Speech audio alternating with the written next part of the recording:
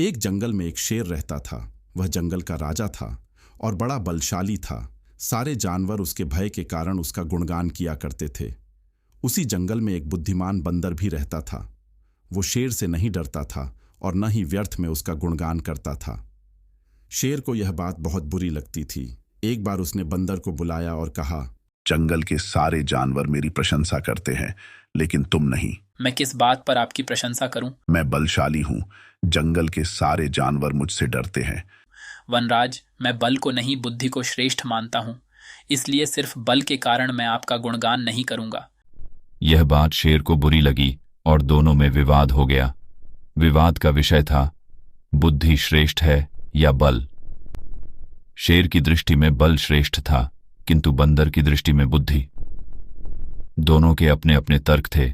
अपने तर्क देकर वे एक दूसरे के सामने स्वयं को सही सिद्ध करने में लग गए।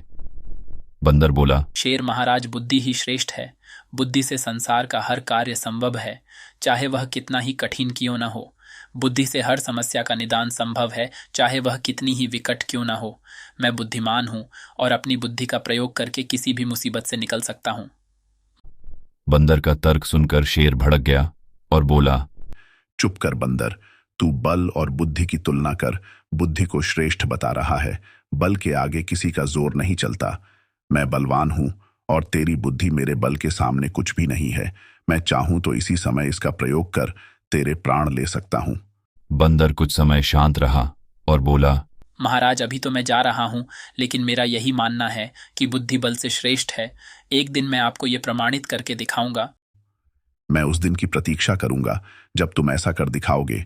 उस दिन मैं अवश्य तुम्हारी इस बात को स्वीकार करूंगा कि बुद्धि बल से श्रेष्ठ है, किंतु तब तक बिल्कुल भी नहीं। इस बात को कई दिन बीत गए, लेकिन शेर और बंदर का आमना सामना नहीं हुआ। एक दिन शेर जंगल में शिकार कर अपनी गुफा की ओर जा रहा था। अचानक वह पत्तों से ढके एक गड्ढे में जा गिरा। उसके पर में चोट लग गई। किसी तरह वह गड्ढे से बाहर निकला तो देखा एक शिकारी उसके सामने बंदूक ताने खड़ा है।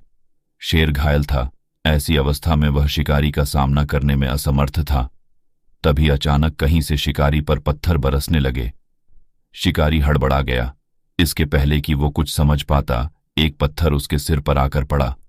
वह दर्द से तिलमिला उठा और अपने प्राण बचाने के लिए वहां से भाग गया।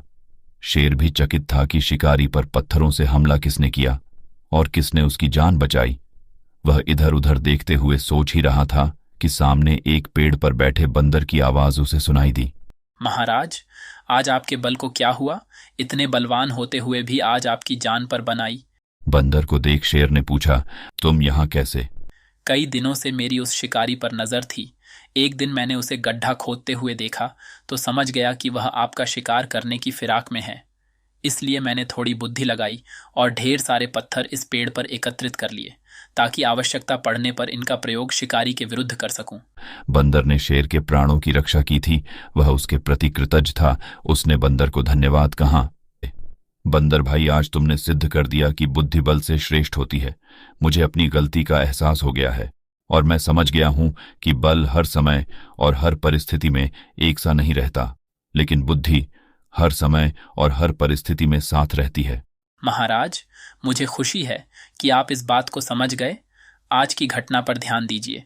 शिकारी आपसे बल में कम था, लेकिन उसने इसके बावजूद उसने अपनी बुद्धि का प्रयोग करके आप पर नियंत्रण पा लिया। उसी प्रकार मैं शिकारी से बल में कम था, पर मैंने अपनी बुद्धि का प्रयोग करके उसे डरा कर भगा दिया। इसलिए कहते हैं कि बुद्धि बल से कहीं श्रेष्ठ है। इस कहानी से हमें यह सीख मिलती है कि बुद्धि का प्रयोग कर हर समस्या का निराकरण किया जा सकता है। इसलिए बुद्धि को कभी कमतर न समझे।